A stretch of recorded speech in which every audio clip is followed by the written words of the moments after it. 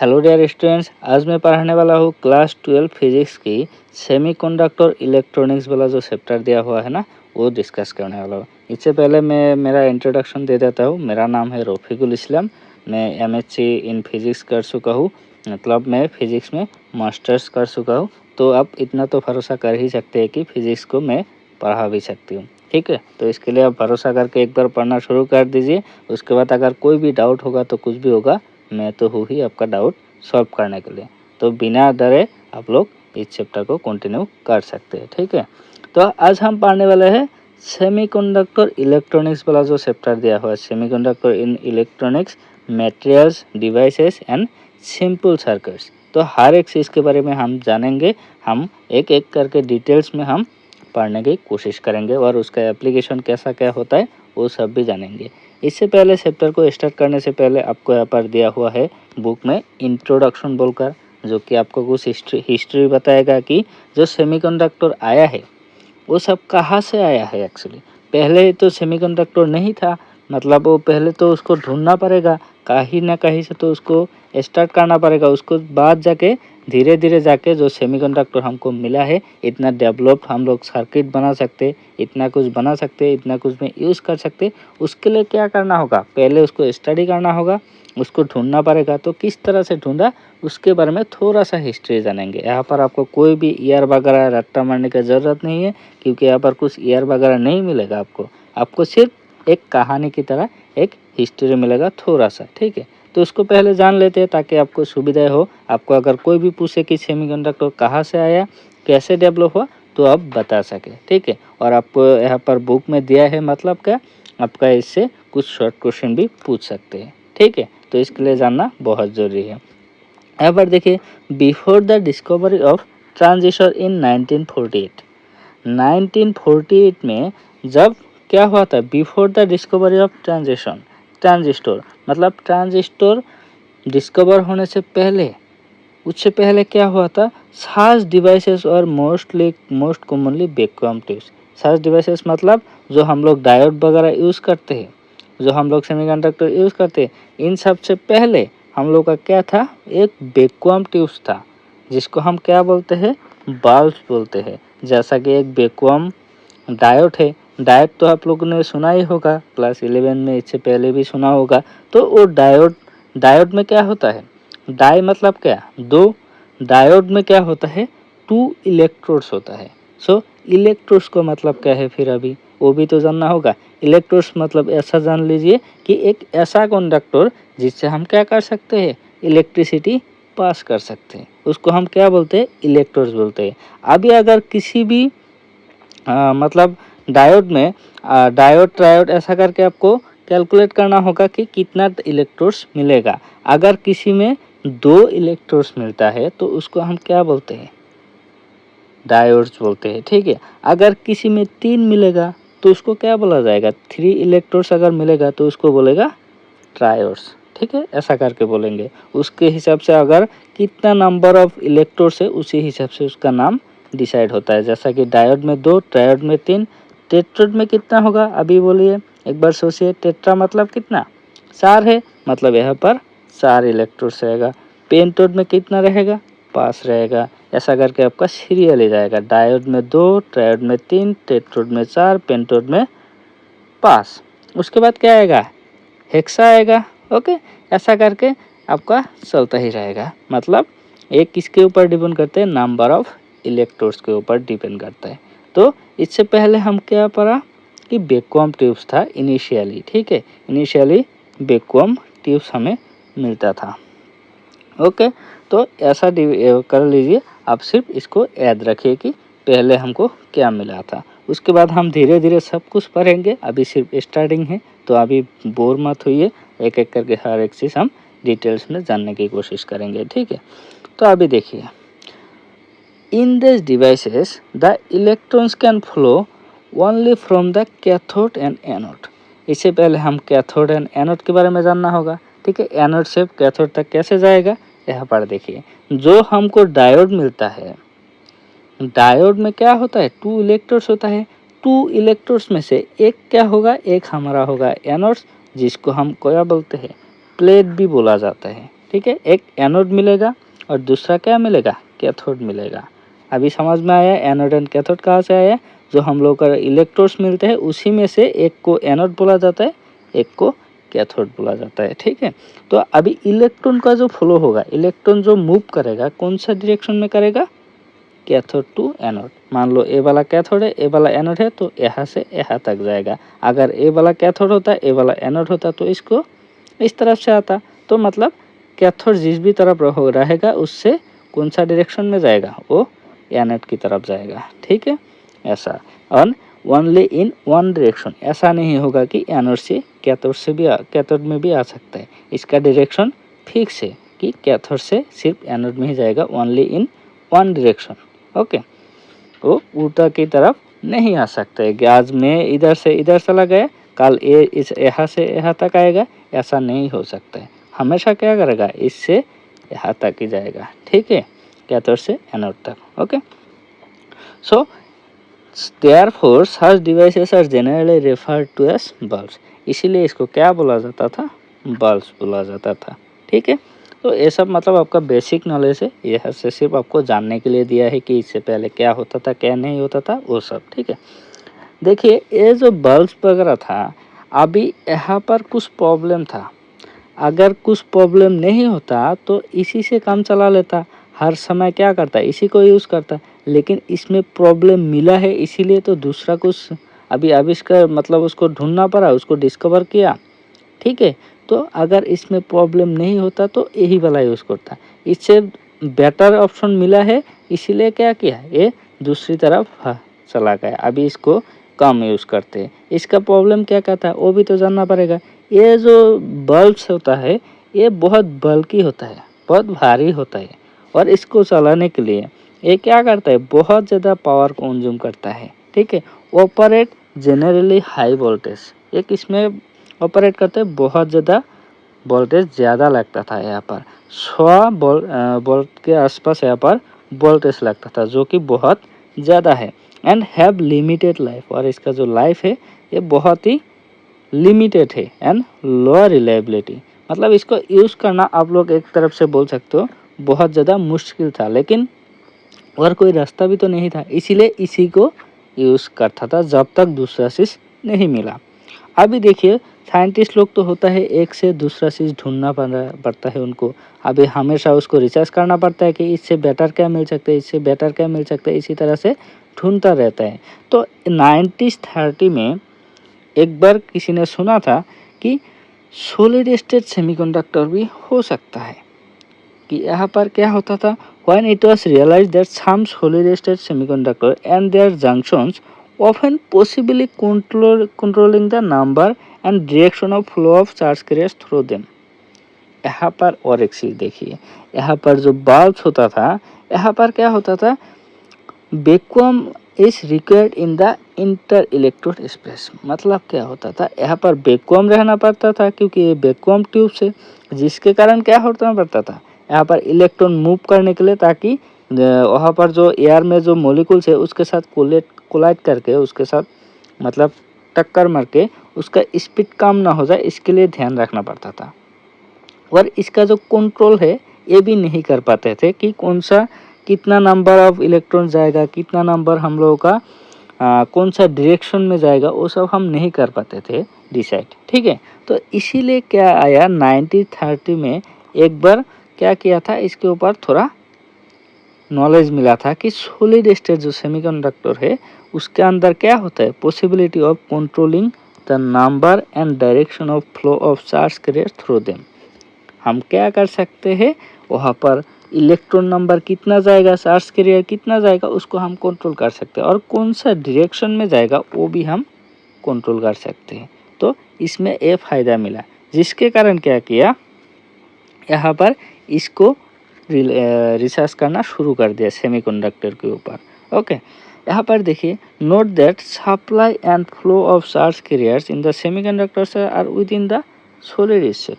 जो हम लोग का सेमीकंडक्टर रहेगा, मान लो ये वाला एक सेमीकंडक्टर है, ठीक है, इसके अंदर ही क्या होगा, ये जो चार्ज कैरियर वगैरह है इसके अंदर ही फ्लो करेगा।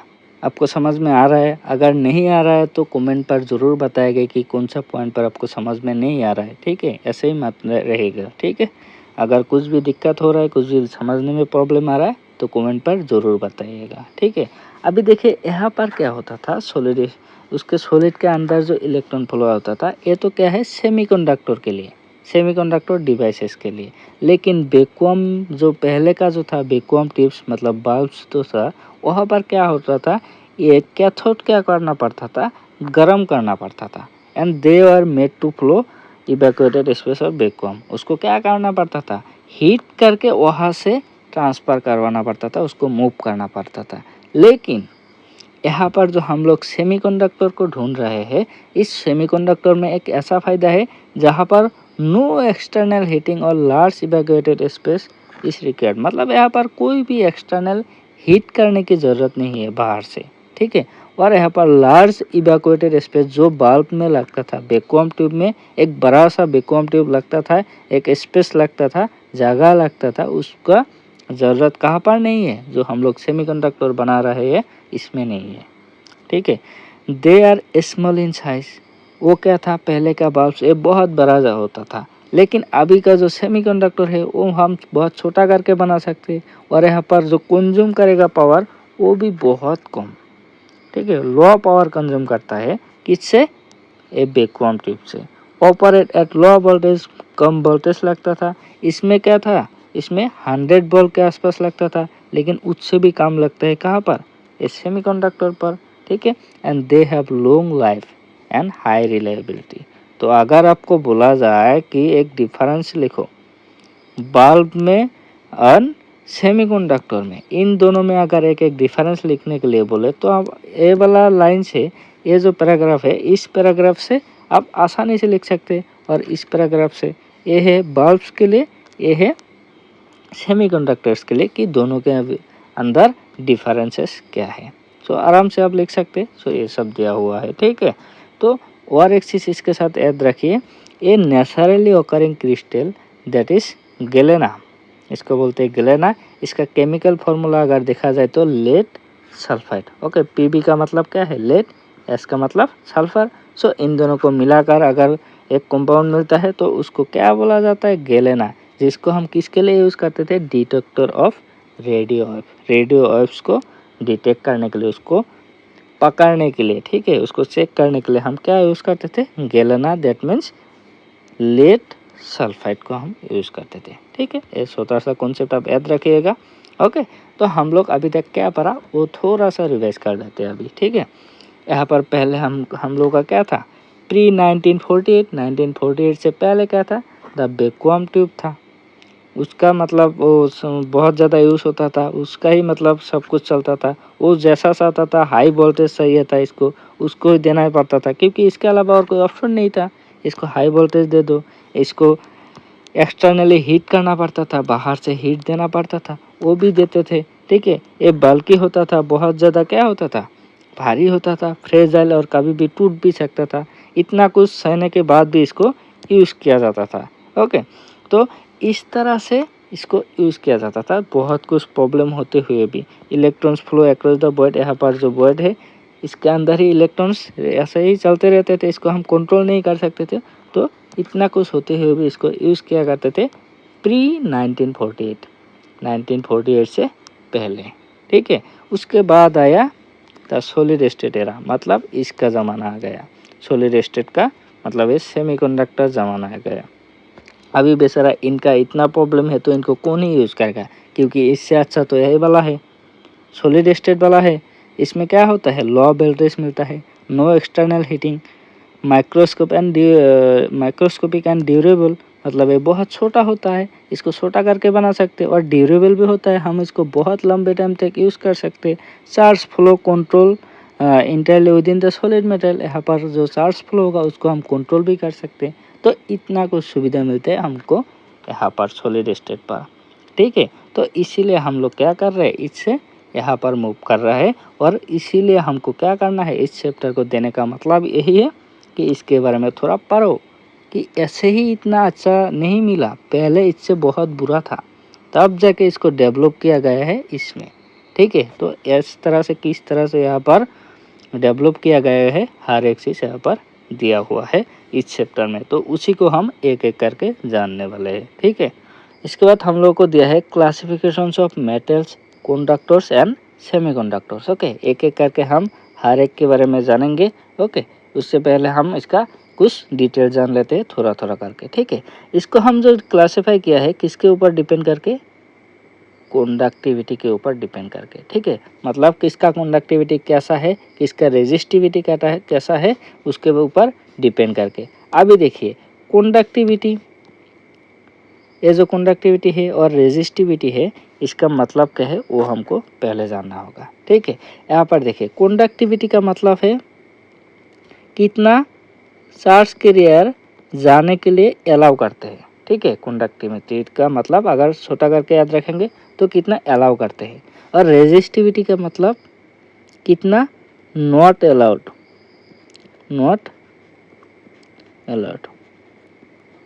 ठीक है। मतलब क्या होता है, एक सर्किट, अब मान लीजिए एक सर्किट में अगर यहाँ से चार्ज फ्लो हो रहा है, चार्ज कैरियर जा रहा है, इसको कितना जाने दे रहा है, कितना यहाँ पर पास होने देगा, उसको कौन डिसाइड करता है, कंडक्टिविटी। मतलब इसका कंडक्टिविटी कितना ज़्यादा है, ठीक है, इसको कितना अलाउ करते हैं। और रेजिस्टिविटी का मतलब ये चार्ज कैरियर जा रहा है, जाने की कोशिश कर रहे हैं, ये रेजिस्टिविटी क्या करेगा, इसको यहाँ पर बाधा देगा, मतलब इसको रोकने की कोशिश करेगा। ये चार्ज कैरियर जा रहा है इस तरफ से, इसको रोकने की कोशिश करेगा। तो कितना ज़्यादा रोकने की कोशिश कर रहे हैं उसको क्या बोलता है, उसका रेजिस्टिविटी बोलता है। मतलब ये जो कंडक्टर है इसका रेजिस्टिविटी कितना ज़्यादा रोकने का इसका क्षमता है, इसको क्या बोलते हैं, इसका रेजिस्टिविटी। और कंडक्टिविटी मतलब इनको ना सुन के, इनका बातें ना सुन के रेजिस्टर का ये क्या करता है, कितना ज़्यादा यहाँ से पास करवा पाते हैं, उनको क्या बोलते हैं, कंडक्टिव बोलते हैं, मतलब कंडक्टिविटी बोलते हैं। मतलब देखिए जो कंडक्टिविटी है टोटली यहाँ पर ऑपोजिट काम करता है किसका, रेजिस्टिविटी का। इन दोनों को कभी जमता नहीं है। ए बोलेगा तू जाते रहे, मैं इधर हूँ, और ए बोलेगा तू किधर से जा रहा है, मैं यहाँ रोकने के लिए हूँ, ऐसा बोलता है। तो इन दोनों को अगर देखा जाए, देज आर इनवर्सली प्रोपोर्शनल। देखिए रो का मतलब क्या है, ये है resistivity. Resistivity equal to 1 by conductivity. ये जो सिग्मा दिया हुआ है ना, सिग्मा का मतलब क्या है, कंडक्टिविटी, ठीक है। तो rho equal to 1 by sigma, मतलब एक दूसरे के ऑपोजिट है, इसका मतलब ए समझते हैं, ठीक है। तो इसको याद रखिएगा, कंडक्टिविटी का मतलब क्या है और रेजिस्टिविटी का मतलब क्या है, ठीक है। उसके बाद देखिए अभी मेटल्स का कैसा है, सेमीकंडक्टर्स का कैसा है, इंसुलेटर्स का कैसा है। अभी देखिए एक चीज़ ले लीजिए, मान लिया आपने ये वाला एक वायर लिया, ठीक है।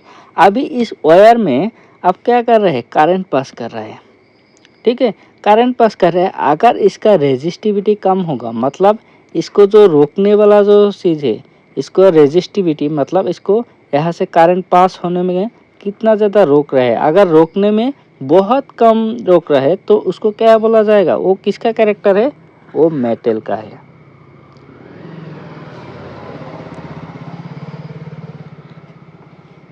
थोड़ा सा आवाज़ हो गया, उसको इग्नोर करिए, ओके। सो अभी देखिए लोअर रेजिस्टिविटी मतलब यहाँ से इजीली क्या कर पाएगा, यहाँ से करंट फ्लो हो पाएगा मेटल के अंदर, ठीक है। लोअर रेजिस्टिविटी बोला है ना, लोअर रेजिस्टिविटी का मतलब क्या है, इसका जो कंडक्टिविटी होगा वो बहुत हाई होगा, ठीक है, मेटल का, ओके। उसके बाद सेमीकंडक्टर में अगर देखिए, सेमीकंडक्टर में क्या होता है, दे हैव रेजिस्टिविटी और कंडक्टिविटी इंटरमीडिएट। मतलब सेमीकंडक्टर का इतना ज़्यादा भी नहीं है, इतना कम भी नहीं है, ठीक है। ये दोनों तरफ जाता है, कि इसको दोनों तरफ सपोर्ट करता है। ये बोलता है तू जाते रहे, ये बोलता है मैं तुझे रोकूंगा। तो ये थोड़ा सा जा पाते हैं, उसके बाद इसको रोकने के भी कामयाब होता है। मतलब ज़्यादा नहीं जा पाते जितना मेटल में जा पाते हैं, ओके, समझ में आया। तो इस तरह से। और इंसुलेटर भाई साहब तो यहाँ पर सिर्फ एक का ही बात सुनता है, जो कि है रेजिस्टिविटी का। इसका जो रेजिस्टिविटी है ये बहुत हाई है, और इसका तो रेजिस्टिविटी अगर हाई होगा तो ऑटोमेटिकली कंडक्टिविटी लो होगा, क्योंकि एक दूसरे के ऑपोजिट है। अगर एक ज़्यादा है तो दूसरा कम होना ही पड़ेगा। ठीक है, ये है रूल्स। यहाँ पर मेटल्स में रेजिस्टिविटी कम है लेकिन कंडक्टिविटी हाई है, यहाँ पर रेजिस्टिविटी हाई है लेकिन कंडक्टिविटी बहुत कम है।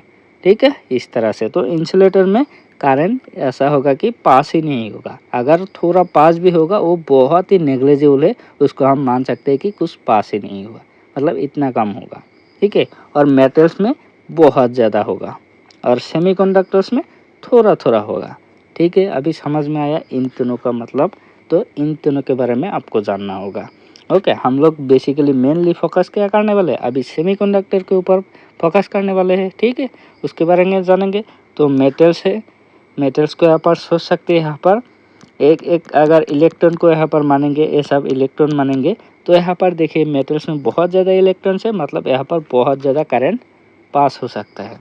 और यहाँ पर अगर देखेंगे इंसुलेटर में बेशर्म में यहाँ पर एक भी नहीं है, एक भी अगर नहीं है चार्ज कैरियर तो क्या होगा, यहाँ पर इलेक्ट्रॉन्स फ्लो नहीं होगा। ठीक है, और यहाँ पर मान सकते थोड़ा थोड़ा है, जस्ट आपको दिखाने के लिए ये वाला शो कर रहा हूँ। ठीक है, तो इस तरह से याद रख सकते हैं। ओके, अभी हम क्या फोकस करने जा रहे हैं, सेमीकंडक्टर के ऊपर, क्योंकि हम लोग का चैप्टर ही कौन सा है, सेमीकंडक्टर है चैप्टर का नाम। तो मतलब हम लोग ज़्यादातर सेमीकंडक्टर के ऊपर फोकस करेंगे। तो हम लोगों को सेमीकंडक्टर क्या क्या मिलता है, कौन कौन सा टाइप है, वो हमको जानना पड़ेगा। तो आप लोग अगर देखेंगे एलिमेंटल सेमीकंडक्टर क्या क्या है, सिलिकॉन एंड जर्मेनियम। ठीक है, ये वाला है हम लोगों का एलिमेंटल सेमीकंडक्टर। उसके बाद देखिए कंपाउंड सेमीकंडक्टर भी मिलता है, जिसके अंदर और कुछ डिवाइड किया है, inorganic, organic and organic polymers यहाँ पर है। तो यहाँ पर देखिए अलग अलग है, इनऑर्गेनिक में cadmium sulphide, gallium arsenide. Okay, उसके बाद कैडमियम सेलेनाइड, उसके बाद क्या दिया हुआ है यहाँ पर, इंडियम फॉस्फाइड। ये अलग अलग दिया हुआ है। ये है किसके अंदर पड़ता है, ये इनऑर्गेनिक के अंदर पड़ता है। उसको ऑर्गेनिक अगर देखें, ऑर्गेनिक के अंदर ये सब पड़ता है, ऑर्गेनिक पॉलीमर के अंदर देखते हैं तो ये सब पड़ते हैं। तो अलग अलग मिलता है, इसको डिवाइड किया है। लेकिन मोस्ट ऑफ द सेमीकंडक्टर्स हम लोग जो यूज़ करते वो है elemental semiconductor, that means silicon and germanium को हम ज़्यादातर यूज़ करते। लेकिन ये भी इसके अंदर मतलब सेमीकंडक्टर के अंदर पड़ता है, इसलिए हम लोगों को जानने के लिए दिया है। तो आपको आ सकता है एग्जाम में कि इनऑर्गेनिक, दो इनऑर्गेनिक सेमीकंडक्टर के बारे में बताइए, नाम बताइए। तो आप लोगों को यहाँ पर याद रखना होगा ये सब। अगर बोला है कि एलिमेंटल सेमीकंडक्टर के बारे में बताइए, सिलिकॉन एंड जर्मेनियम, इसके बारे में तो हम लोग और ज़्यादा डिटेल्स में जानने वाले हैं, क्योंकि हम ज़्यादातर यही सब यूज़ करते हैं। तो इसके बारे में नॉलेज होना बहुत ज़रूरी है, इसीलिए हम लोग को इसके बारे में ज़्यादा करके दिया हुआ है। ठीक है, हम लोग एक एक करके जानेंगे। उसके बाद हम लोगों को दिया है on the basis of energy bands. Energy bands क्या होता है उसके बारे में हम डिटेल्स में अभी जानने वाले हैं। ठीक है, आज इस टॉपिक को यहाँ पर ही ख़त्म करते हैं, क्योंकि इस टॉपिक को अगर स्टार्ट करेंगे तो और भी बहुत कुछ पढ़ने के लिए मिलेंगे, सीखने के लिए मिलेंगे। ठीक है, आज इंट्रोडक्शन क्लास है तो आज थोड़ा करके ही पढ़ते, इसके बाद हम ज़्यादा करके पढ़ेंगे। ठीक है, उसके लिए आप रेडी रहिएगा। तो आज क्या क्या पढ़ा है उसको थोड़ा सा रिवाइज कर लेते हैं। ठीक है, यहाँ पर पहले हमने चैप्टर का इंट्रोडक्शन पढ़ा है कि सेमीकंडक्टर कहाँ से आया। पहले बल्ब्स था, उसके बाद सेमीकंडक्टर आया, क्योंकि बल्ब से बहुत ज़्यादा अच्छा है सेमीकंडक्टर, सॉलिड स्टेट सेमीकंडक्टर। ठीक है, उसके बाद हमने क्या पढ़ा है यहाँ पर, डिटेक्टर्स ऑफ रेडियो वेव्स। यहाँ पर क्या यूज़ करते थे, गैलेना यूज़ करते थे। ओके, उसके बाद यहाँ पर देखिए इसका डायग्राम भी हम लोगों ने स्टडी किया कि किस तरह से होता है, तो इसके बारे में डिस्कस किया। उसके बाद हम लोगों ने जाना मेटल्स, सेमीकंडक्टर एंड इंसुलेटर का डिफरेंस क्या क्या होता है। ठीक है, इसके बाद हम इन तीनों को एक एक करके डिवाइड करके पढ़ेंगे on the basis of energy band gaps. Okay, energy bands मतलब इसके बाद जाके आपको एनर्जी बैंड गैप्स भी मिलेगा। यहाँ पर देखिए कुछ तरह इस तरह से मिलेगा, हर एक चीज़ हम एक एक करके डिस्कस करने वाले हैं। ठीक है, तो इस यहाँ पर अगर आपको कोई भी डाउट हो रहा है, कोई भी क्वेश्चन मन में आ रहा है तो कमेंट सेक्शन पर ज़रूर बताइएगा, ताकि नेक्स्ट क्लास में उस टॉपिक को लेकर, उस पॉइंट को लेकर थोड़ा डिस्कस कर पाऊँ। ठीक है, तो आज के लिए इतना ही। Thank you.